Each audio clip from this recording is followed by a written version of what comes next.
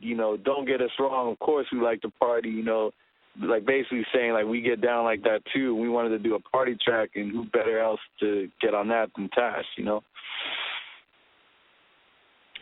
right on. So yeah, yep. I was definitely feeling that one. Now, how did y'all hang out and catch up with Chris? How'd that come about? That was an interesting story, man, because we have a cat, and it's talking about extended family. We got a cat in our corner. We call him many names, lethal split assassin. We mess around, but it's our homeboy. He's like our manager. You know what I mean?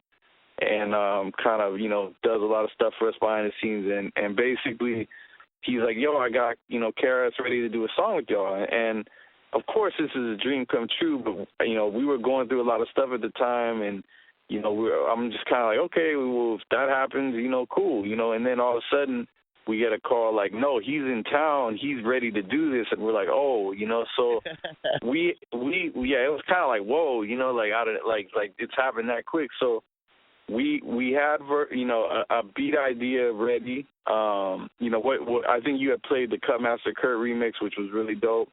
But we had initially we had a beat idea, that we wanted to get him on. So that's kind of just, we sent him the loop. We didn't even actually have a beat yet. We just sent him the loop, and he rapped over the loop.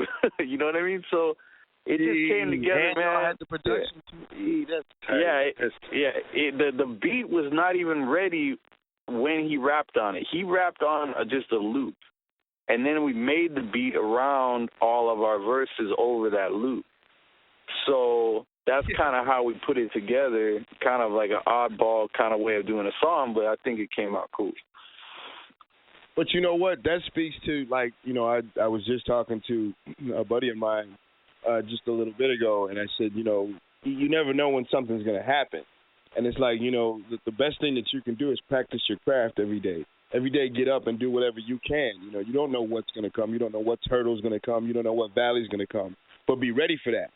You know what I'm saying? So, man, that situation, if y'all hadn't been ready, it just kind of would have been like, well, okay, these cats, man, they just wasting my time. I ain't got time for that, So that's just proof positive for that, because even with just that, just to show you, like, he felt that track and came through, and, man, that's legendary. It was amazing, man. Yeah, it was amazing, man, to do a song with KRS. Right on. I mean, I might have to refer to that to a few people and quote y'all on that, just to, you know what I'm saying? 'Cause like I said, seriously, that's a real good time sort of thing, and just goes to show you never know what's going to happen. So just keep going with what you're doing, and stuff will happen if you're real with what you're doing. So straight up. So now, let me ask now, who is your top three MCs? Who be your favorite?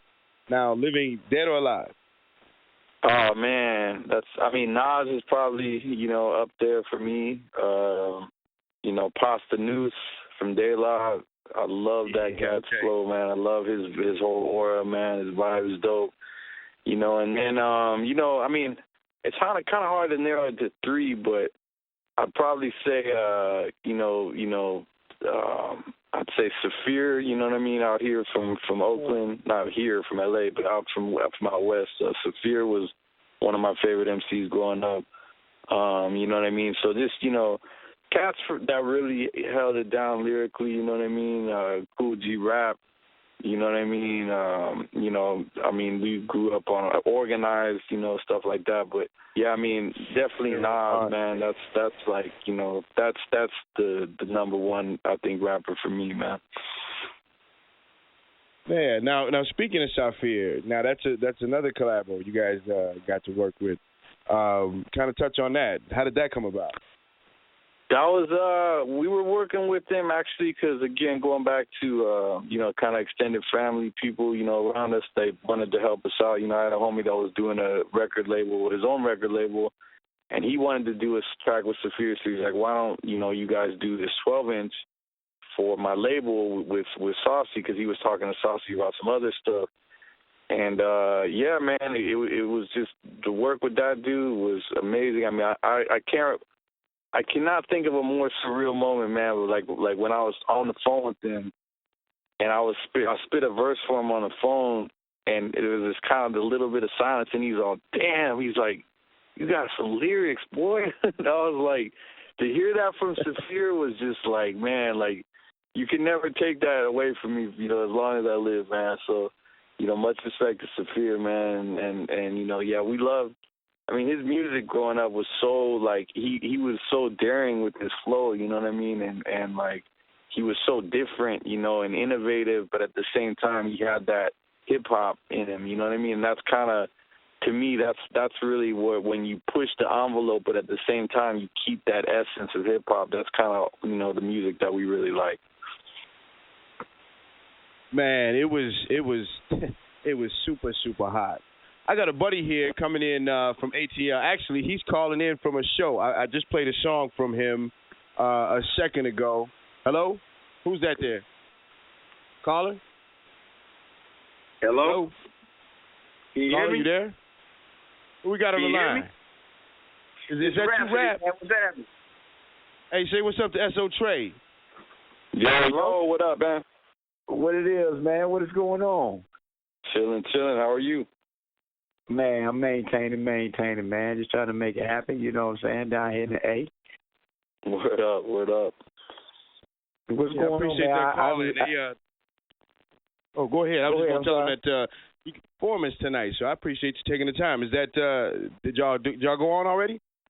No.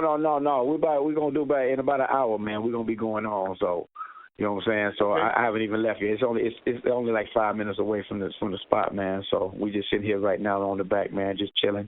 You getting ready, doing the pre-party, you know. Well, I appreciate the love. Now, you know, like I said, I got S.O. Trey here. He spent some time coming down, and man, amazing, man. You got any questions, anything you want to ask him while I got you on the line? I mean, I got two moguls here doing stuff. I mean, I'm kind of odd. I mean, maybe I should just sit back and let y'all holler or something. That's what's up, man. You know, I'm Little League here. You know, I'm just swinging for the little fence, you know, the little wood fence. You know, it's funny, speaking of ATL, man, I just heard on the radio on K-Day here in L.A., I just heard that Ludacris song, Roll Out. I was like, I forgot how dope that was, man. yeah. Oh, well, man, you know, Atlanta been popping for a while, man. I mean, a lot of people think it's slowing down, but I mean, a lot of the artists that a lot of people used to hear about that's coming from Atlanta, man, that they really don't hear about as much. They still doing things down here in Atlanta, man. A lot of the people from like the Dungeon Family and some of the offspring from Outkast, the Purple Ribbon Camp and stuff like that. All the C-Bones and the Slim Calhouns and the Big Gips and stuff like that. They still doing shit down here in Atlanta, man. So they might not be. They doing shit down where? Where you say Raplanta? What you call it? My bad, Raplanta. That's what I'm calling it right now. Hey, yeah.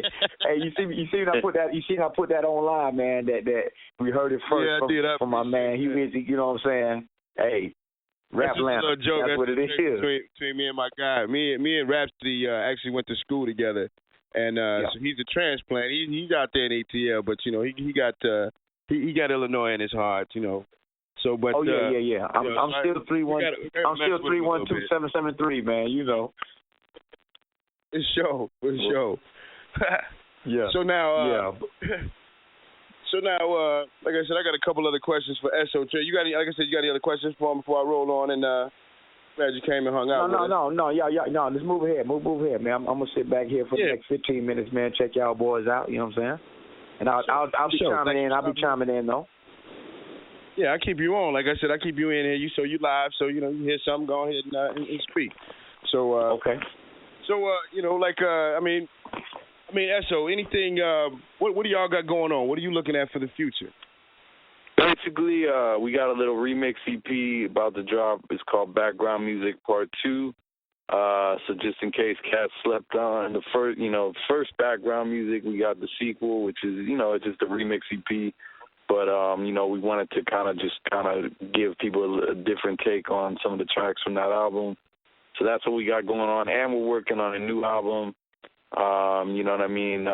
So, yeah, we're still keeping it moving, hoping to get out to more cities, you know, kind of, you know, expand our tour repertoire because most of the shows we've done, I've been out here in Cali, you know what I mean? So We want to get out there more, get to Chi-Town, get to Atlanta, get to New York, wherever, you know. Yeah, y'all want to get out here. I know a few people down here. We can try to work on something. We can pull something together. Y'all want to come to Chi? They ready for that. You know, definitely be a move, a real smooth move. Might be able to do something out there in ATL.